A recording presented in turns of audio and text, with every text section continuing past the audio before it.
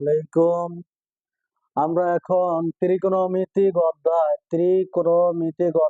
9.1 নবম দশম শ্রেণীর 2 নম্বর অঙ্ক দিকে যাইতেছি। 2 নম্বর অঙ্কটা কি, যে সাইন এ অর্থাৎ সাইন থিটা 3/4 হলে এ কোণের অন্যান্য ত্রিকোণমিতিক অনুপাত নির্ণয় করো।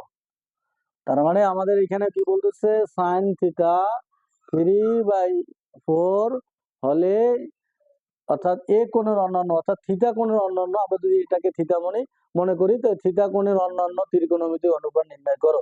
তাহলে আমরা এটা কি করতে যাচ্ছি একটু খেয়াল করে দেখি। এখানে 2 নাম্বার, তাহলে আমাদের দেওয়া আছে কি, আমরা লিখতেছি যে দেওয়া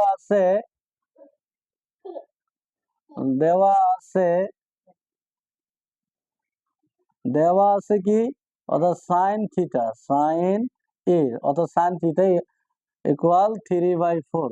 তাহলে একটা জিনিস মাথায় রাখো, যে আমাদের সাতি লম্ব অতি, আমি একটা ছন্দ আপনাদের দিয়েছিলাম, সাতি লম্ব অতি, তো লম্ব বাই অতিভুজ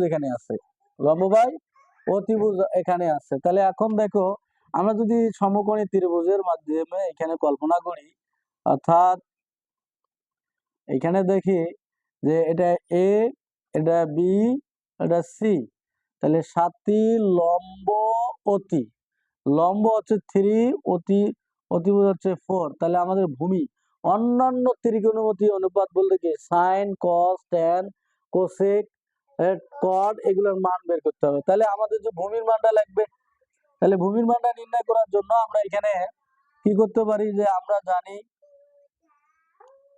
পিথাগোরাসের উপপাদ্য অনুসারে আমরা কি জানি,